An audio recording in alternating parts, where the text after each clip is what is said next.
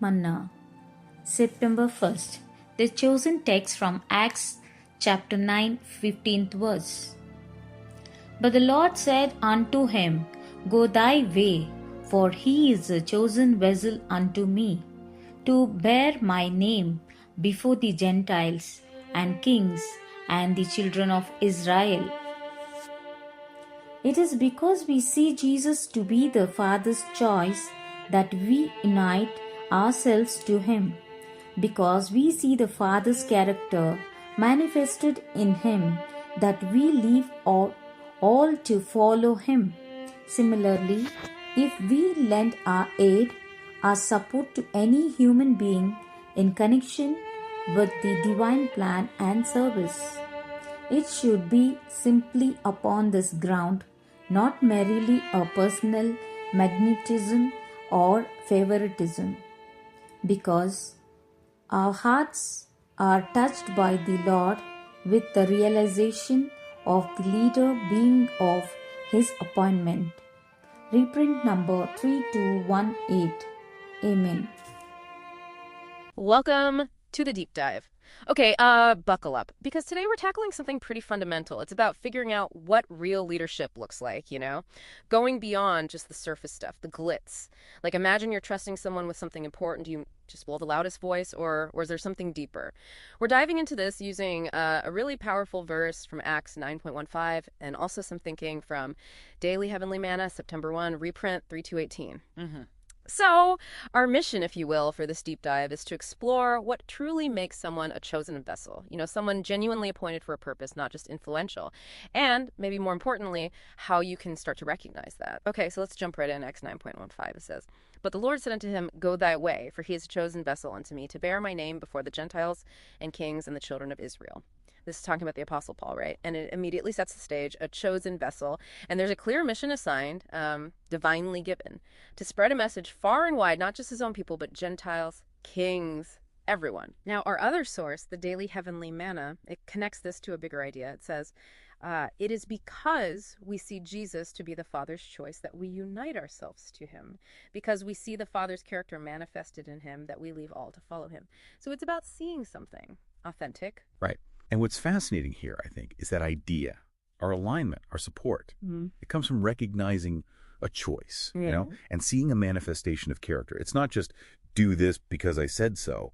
It's deeper. It's about insight, perceiving that someone is genuinely suited or appointed even. It goes beyond just being told who or what to follow. Yeah, that idea of seeing the character. That's powerful. But, okay, how does this work today? Beyond historical figures, how does it apply to people we meet, maybe in our communities or even at work, especially in connection with service or a bigger plan? Well, the source material draws a really crucial line here. It says, similarly, if we lend our aid, our support to any human being in connection with the divine plan and service, it should be simply upon this ground, not merely a personal magnetism or favoritism, but because our hearts are touched by the Lord with the realization of the leader being of his appointment. So it's not just spiritual leaders, right? Think about, the business world. How many super charismatic people have we seen who just fizzle out? Because maybe the substance wasn't there. Exactly. That distinction is key. The difference between just like being drawn to someone's personality, that personal magnetism, versus having this deeper internal realization that they're genuinely appointed or truly fit for the role. We've all seen it, haven't we? Someone walks into a room, great energy, super engaging. But then when it comes down to it, the actual follow-through, the real vision, maybe it's lacking. This manna source is basically telling us, look past that sparkle, look past the charm, tune into something deeper. Maybe it's not just a gut feeling. Maybe it's more like a conviction, something that grows as you watch their consistency, their integrity. You see their actions lining up with a purpose that seems, bigger than just themselves. It's sensing that fit, that calling, whether you see it as spiritual or just deeply authentic.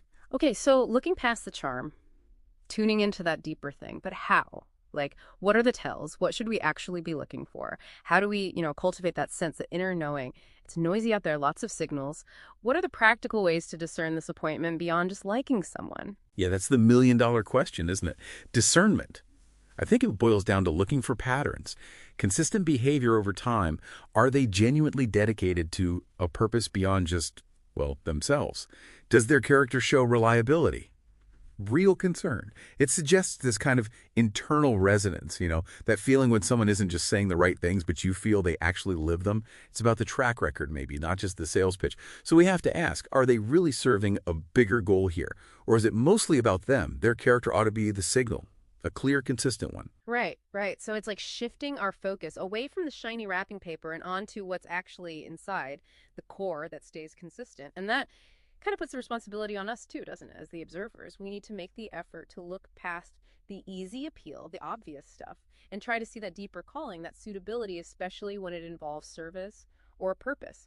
So just to quickly recap then, this whole deep dive, it's really been about the value of seeing past the surface when it comes to leadership and purpose. It's about recognizing something deeper, almost like an inherent appointment, whether you frame that divinely or just as profound authenticity, and not just getting swept away by charisma or who we happen to like personally. Seeing that true character, that seems vital today, everywhere. Absolutely. And if you connect that to the bigger picture, it really pushes us towards more critical thinking. Right. How do we evaluate influence, leadership in all parts of our lives, from who we trust personally to who we follow, maybe even public figures? It prompts us to look for that genuine appointment, that inherent character. It's asking us to be more intentional about where we place our support, our attention. Okay, so let's leave you with this thought to chew on. How do you identify those, let's call them chosen vessels, or just truly impactful people in your own life, in the world? How do you look beyond just popularity or charm to find that deeper sense of purpose or maybe appointment? What qualities signal that inner knowing or consistent character to you? Something to think about as you observe and make your own decisions.